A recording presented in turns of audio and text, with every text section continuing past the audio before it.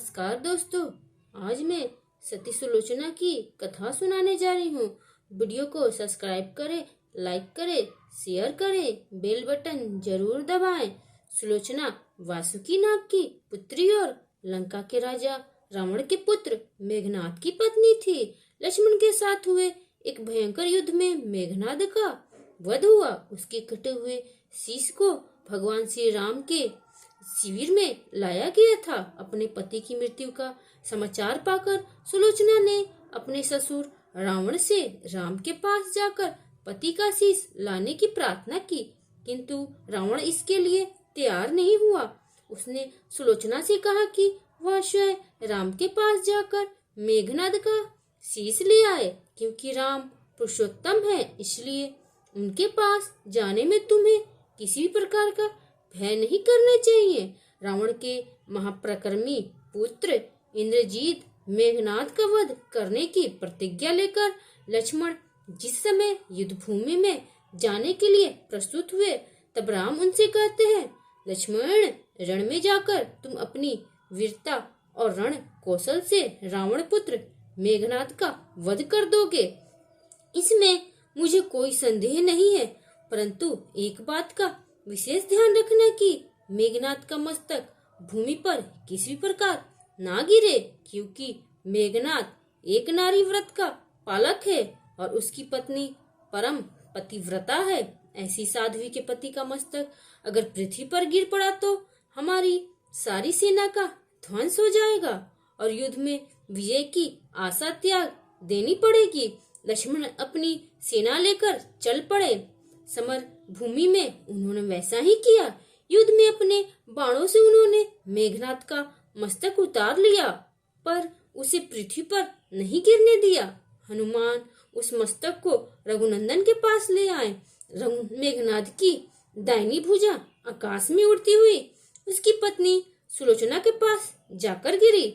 सुलोचना चकित हो गई। दूसरे ही क्षण अनंत दुख से कातर होकर विलाप करने लगी, पर उसने भुजा को स्पर्श नहीं किया। उसने सोचा, संभव है यह भुजा किसी अन्य व्यक्ति की हो। ऐसी दशा में पर पुरुष के स्पर्श का दोष मुझे लगेगा। निर्णय करने के लिए उसने भुजा से कहा, यदि तू मेरे स्वामी की भुजा है तो मेरे पतिव्रत की शक्ति से युद्ध का सारा वृत्तांत लिख दे। भुजा में दासी ने लेखनी पकड़ा दी। लेखनी ने लिख दिया, प्राण प्रिय, यह भुजा मेरी ही है। युद्ध भूमि में श्री राम के भाई लक्ष्मण से मेरा युद्ध हुआ। लक्ष्मण ने कई वर्षों से पत्नी, अन्न और निद्रा छोड़ रखी है। वे तेजस्वी तथा समस्त देवी गुणों से संपन्न है। संग्राम में उनके साथ मेरी एक नहीं चली। अंत में उन्हीं के बाणों से विद्ध होने से मेरा प्राण हो गया। मेरा शीश श्री राम के पास है।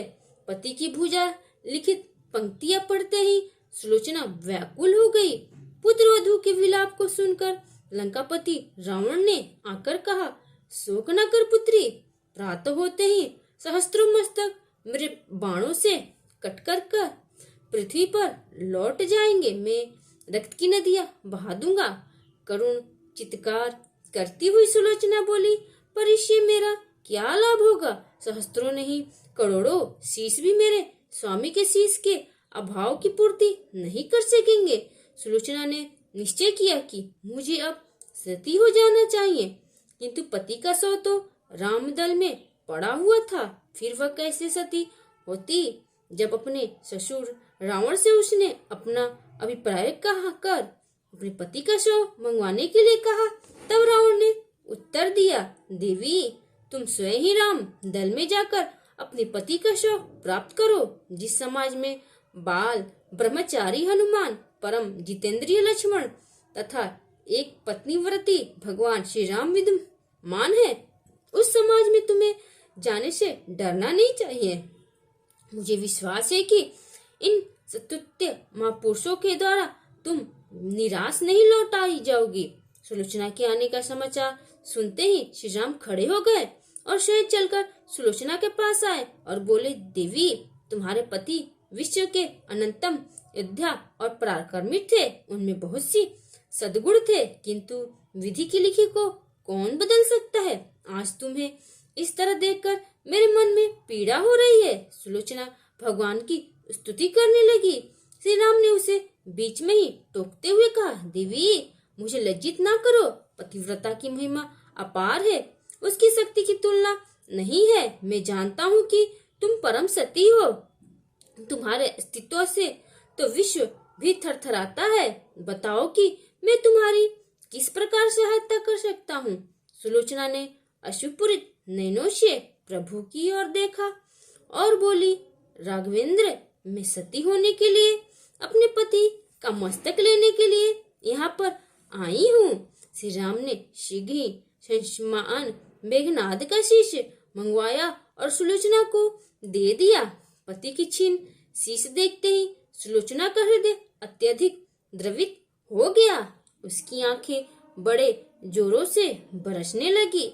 रोते रोते उसने पास खड़े लक्ष्मण की ओर देखा और कहा, सुमित्रा नंदन, तुम भूलकर भी गर्व मत करना कि इनका वध मैंने किया है। मेरे स्वामी को धराशाही करने की शक्ति विश्व में किसी के पास नहीं थी। यह तो दो पतिव्रता नारियों का भाग्य था। आपकी पत्नी भी पतिव्रता है और मैं भी पति चरणों में अनुरक्ति रखने वाली उनकी अनन्या उपासिका हूँ। पर दुर्भाग्य से मेरे पति पतिव्रता नारी का अपहरण करने वाले पिता का अन्न खाते थे और उन्हीं के लिए युद्ध में उतरे थे। इसी से मेरे जीवन, धन, परलोक सिधारे। सभी योद्धा सुलोचना को राम शिविर में लेकर देखकर चकित थे। वे यह नहीं समझा पा रहे थे कि सुलोचना को यह कैसे पता चला कि उसके पति का शीश भगवान राम के पास से। जिज्ञासा शांत करने के लिए सुग्रीव से पूछ ही लिया कि यह बात उन्हें कैसे ज्ञात हुई कि मेघनाद का शीश श्री राम के शिविर में है। सुलोचना ने स्पष्टता से बता दिया, मेरे पति की भुजा युद्ध भूमि से उड़ती हुई मेरे पास चली गई थी। उसी ने लिखकर मुझे बता दिया। वेग भरे शब्दों में सुग्रीव बोल उठे, निष्प्राण भुजा यदि लिख सकती है, फिर तो यह कटा हुआ सिर भी हंस सकता है। श्री राम ने कहा, व्यर्थ बातें मन करो मित्र। पतिव्रता के महात्म्य को तुम नहीं जानते। श्री राम की मुखकृति देखकर सुलोचना उनके भावों को समझ गई। उसने कहा, यदि मैं मन, वचन और कर्म से पति को देवता मानती हूँ तो मेरे पति का यह निर्जीव मस्तक हंस उठे।